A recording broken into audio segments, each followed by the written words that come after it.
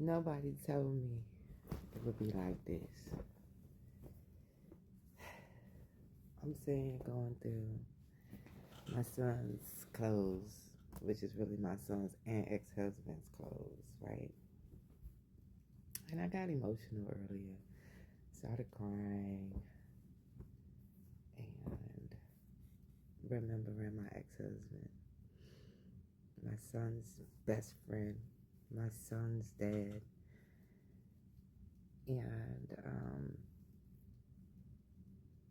I'm just reflecting, like, first of all, it's still unreal to me that he's not here, okay? And I even seen the man go on the ground. But it's still somehow not real, you know? And,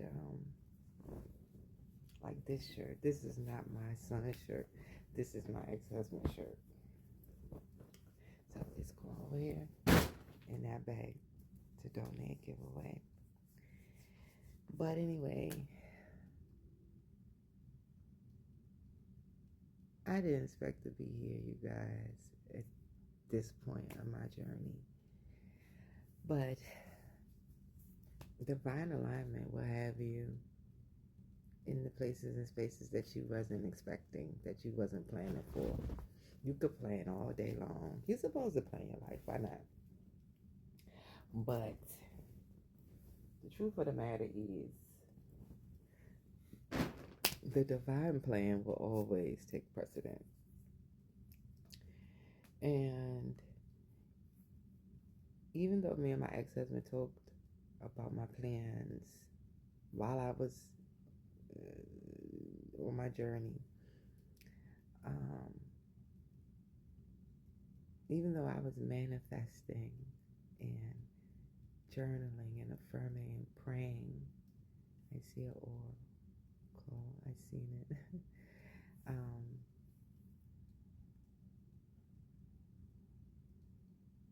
About the moment that I was going to reunite with my son, bring him back into my care full time after my ex-husband had took on the responsibility of primary parent since our separation, which has been 8 years.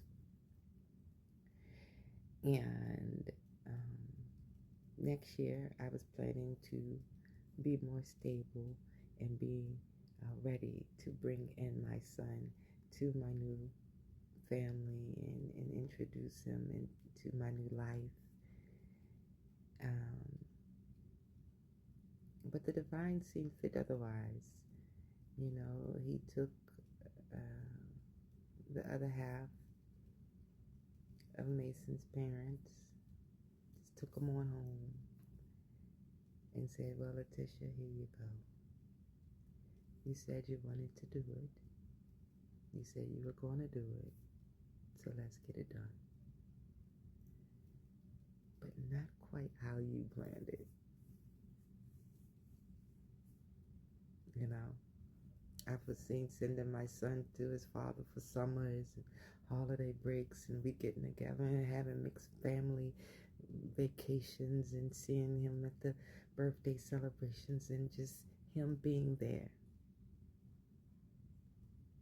3, 4, 5. And even though I knew my ex-husband battled a lot of health issues, and I always kind of foreseen that he wouldn't be here very long. But I never ever wanted to take on that whole persona of I knew, because I didn't. And just because he was battling all those health issues and going through things doesn't mean that I couldn't have checked out of here first. So I never played on that too much in my mind. I knew he was sick. I knew he was battling. I knew doctors was telling him he didn't have, a good quantity of life. That it was all about making the life he had a good quality. And that he did. 4:44 on the clock. You know, that he did. And now I'm going to be full-time mom. I remember I told my ex-husband I didn't want to be a single mother. You know, when we were talking about getting married. And even though I'm thinking, I told him I didn't want to be a single mother, and here I am going to be a single mother, I don't feel like a single mother.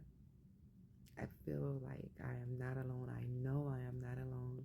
I know I'm well protected, well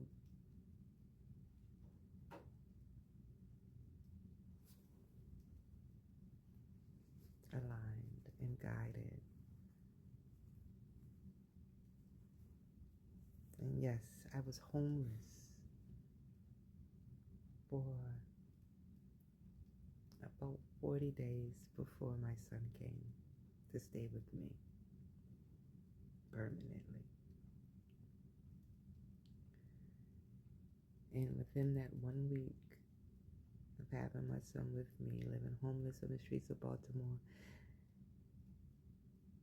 I got an instant download that enough was enough. It was time to come in.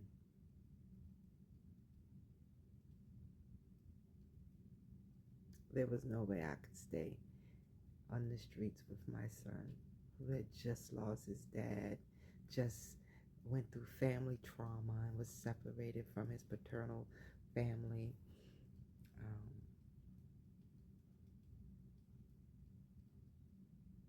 Yeah, it's just been a lot. But I'm so grateful for the journey. I'm so grateful. I'm thankful for my faith. I'm thankful for my family, and I'm thankful for the foundation I've created through healing, through self-peace and spiritual growth. I don't know why I made this video, but I pressed play and I started talking. Hallelujah. Glory be to the divine. Continue to be you, do you, love you, for you. Stay true. You know why. Because if you don't, who else the fuck will?